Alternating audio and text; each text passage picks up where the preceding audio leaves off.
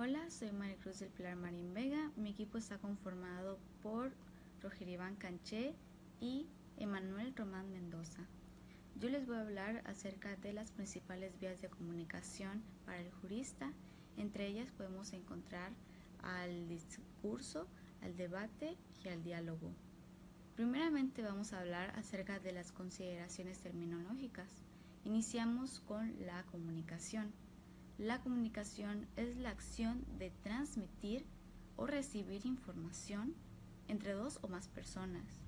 Es usual la interacción comunicativa entre los seres humanos y es debido a las diferencias que nosotros tenemos que llegamos a tener lo que son discusiones.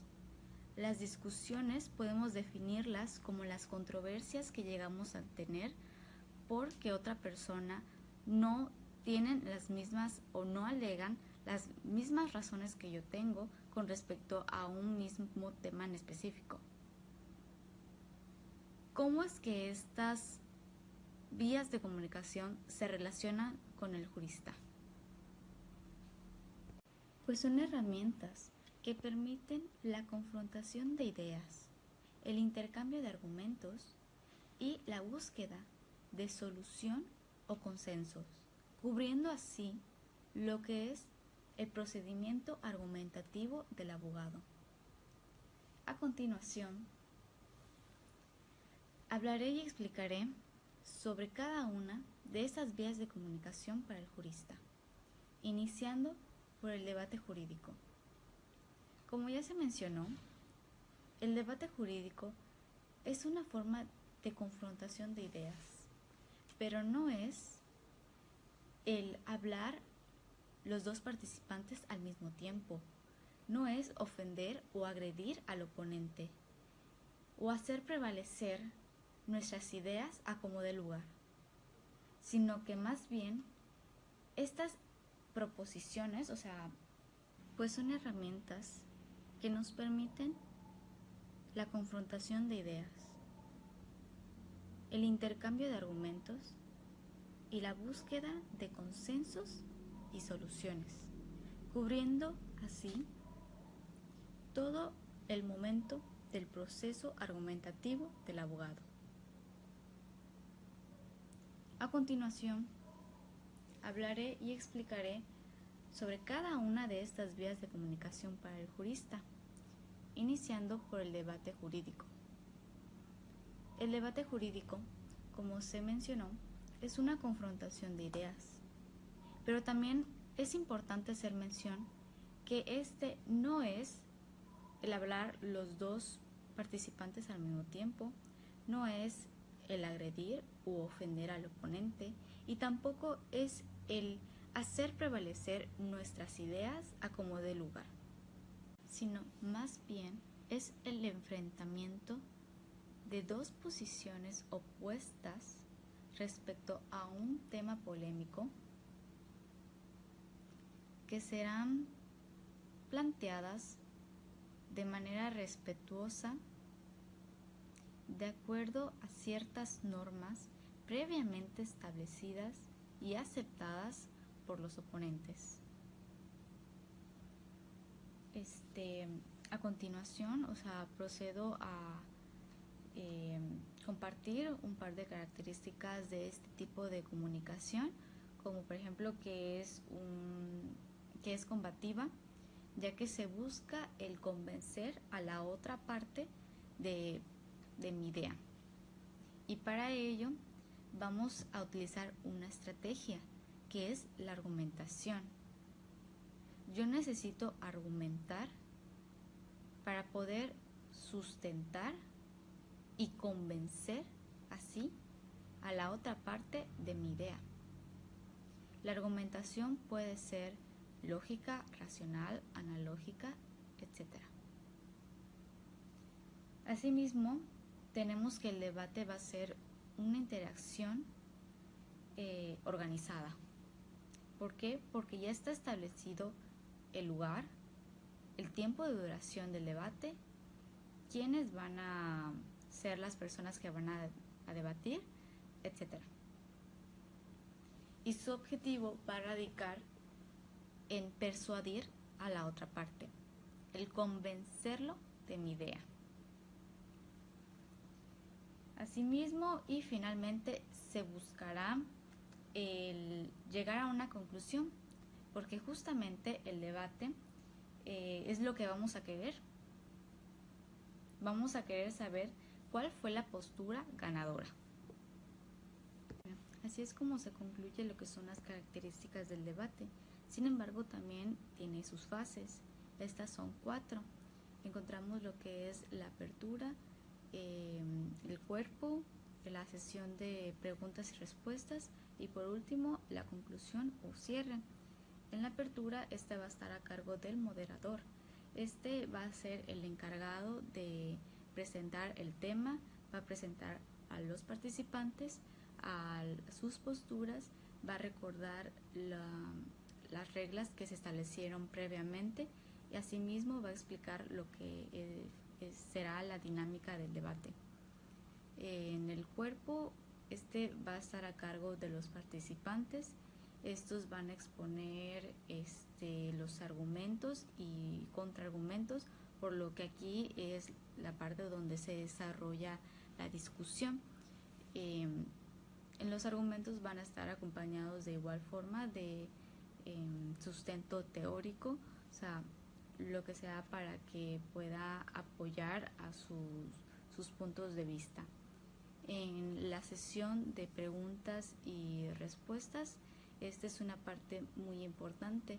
¿Por qué? Porque aquí el público es donde expresa sus dudas, donde los participantes pueden llegar a terminar de convencer al público de inclinar su postura a su favor.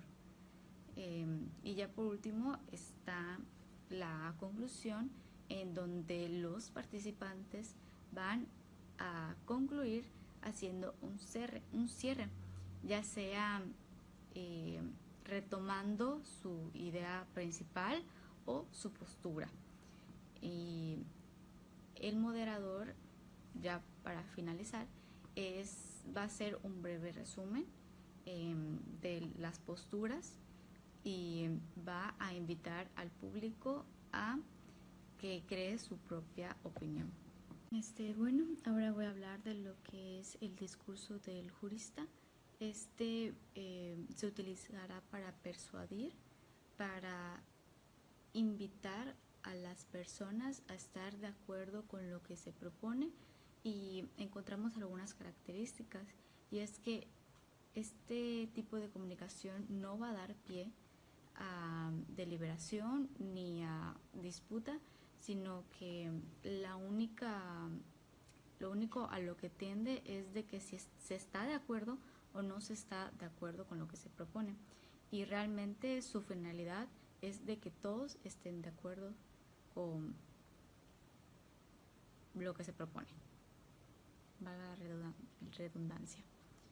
Y también va a tener sus fases, va a tener 5, que es la de introducción, narración, proposición, argumentación, refutación y conclusión. La introducción lo que va a hacer es llamar la atención de la audiencia. La narración va a contener la idea o concepto del discurso. Va a narrar, describir o exponer los hechos y las valoraciones. La proposición va a explicar los valores en los que se basará la justificación y expone el núcleo del discurso. La argumentación y la refutación lo que van a hacer es tratar de probar el acuerdo o desacuerdo.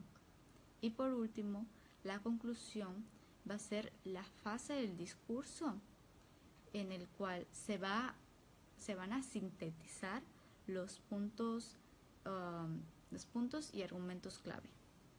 Bueno, ya por último encontramos el diálogo jurídico.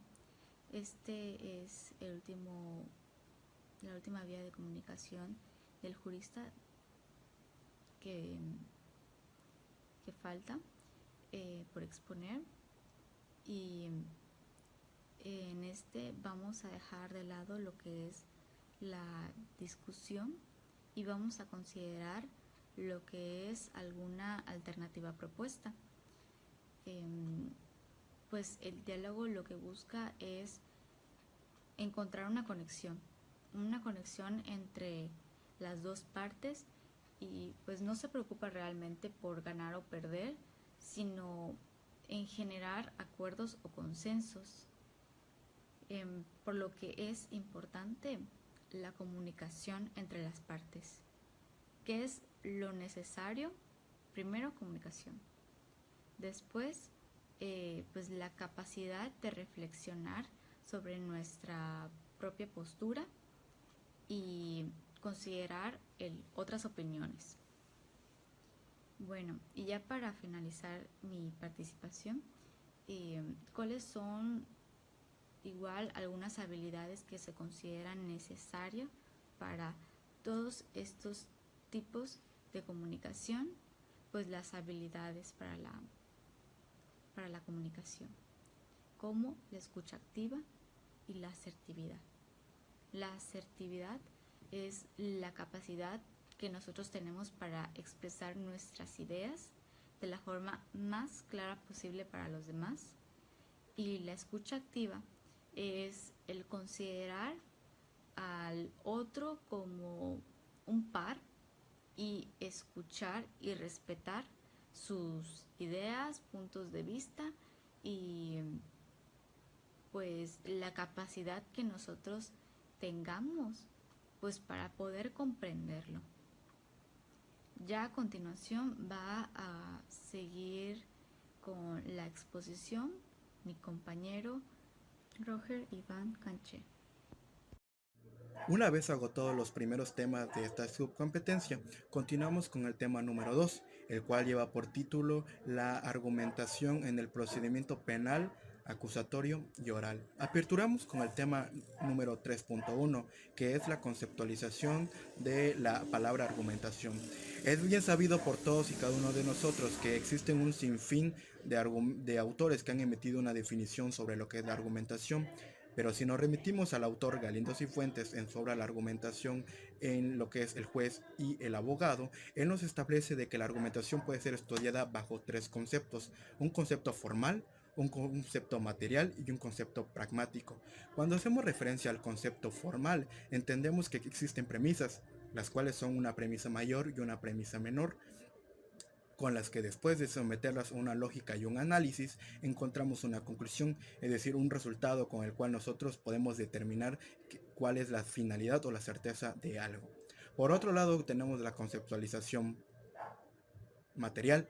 Esta nos permite, cuando nos encontramos enfrente de un oponente, poder refutarlo, poder defendernos y sobre todo poder desvirtuar al contrario, es decir, defendernos de lo que nos están imponiendo al momento de que nos estamos enfrentando a un oponente. Y por un último punto tenemos la conceptualización pragmática. Esta hace referencia a una mezcla de las dos anteriores. ¿Por qué? Porque existen las premisas, las cuales son nuestras hipótesis que nosotros querremos defender, y por otro lado existirá un enfrentamiento contra un opositor, el cual nuestra finalidad es desvirtuarlo por medio de lo que es una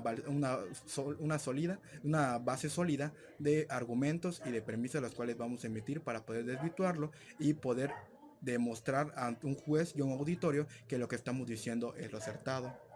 Continuamos con lo que es la razón en la cual se emplea la argumentación, es decir, cuál es la finalidad. La argumentación, como bien sabemos, es una capacidad con la cual los humanos podemos darnos a expresar sobre un tema en específico, pero no todos tenemos esta capacidad desarrollada desde que nacemos. Es por ello que esta capacidad la tenemos que ir desarrollando al momento de nuestra formación, tanto académica como profesional. Pero al final de cuentas, ¿para qué nos sirve la argumentación? La argumentación nos permite persuadir o intercambiar ideas con otra persona u otro grupo de estas, para que al momento de que ellos quieran oponerse, nosotros podamos refutarlos y sobre todo defender nuestra postura, una ideología, un pensamiento o simplemente un lineamiento que nosotros estemos persiguiendo. Por otro lado, pasamos a lo que es la lógica jurídica. La lógica jurídica no es algo nuevo para nosotros los estudiosos del derecho, ya que desde que iniciamos en nuestra carrera se nos dan estas cátedras, pero a resumidas cuentas la lógica jurídica es aquella ciencia o aquella rama que pertenece a la lógica, pero aplicada en un ámbito legal que al momento de su aplicación busca mantener una armonía entre lo que es la práctica y la teoría del derecho. ¿Esto cómo lo logra?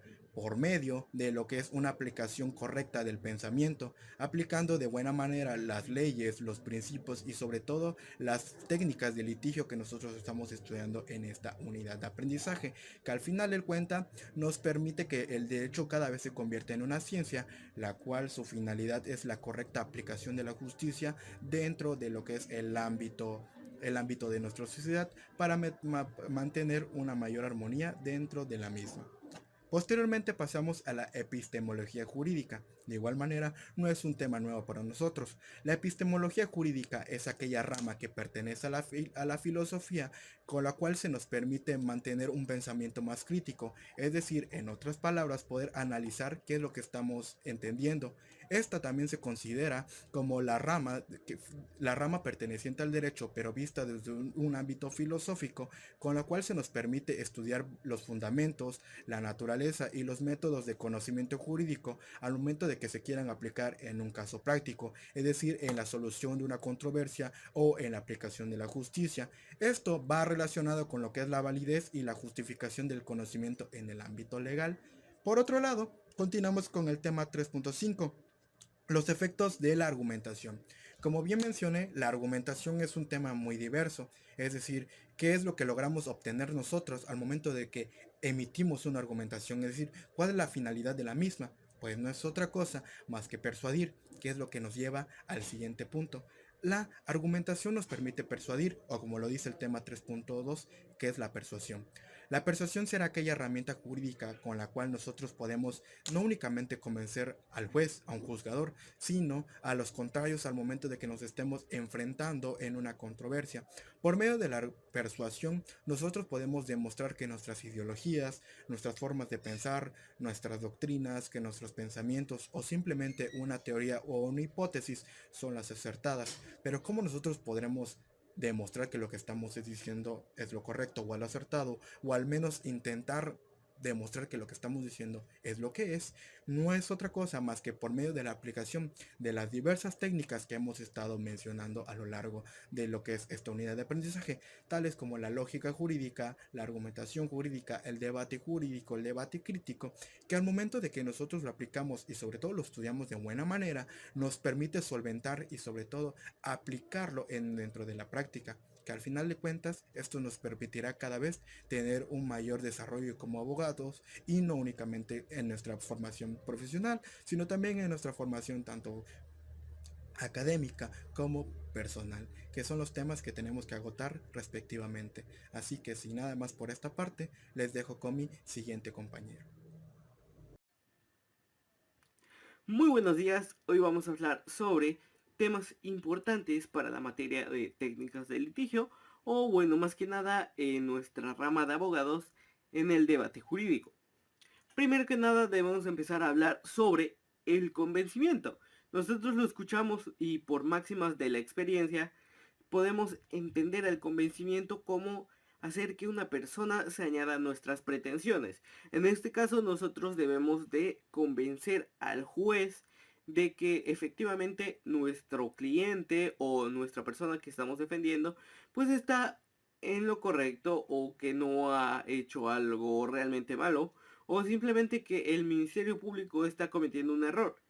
Esto gracias al uso de alegatos, el uso de recursos, como veremos más adelante, y también pues refutando lo que sería las palabras del Ministerio Público.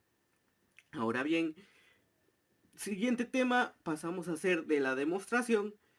Como sabemos, en los juicios orales las partes exponen sus pretensiones al juez con la finalidad de que pues el juez tome en consideración estas palabras, tome en consideración los hechos controvertidos, para que asimismo pueda dar una sentencia.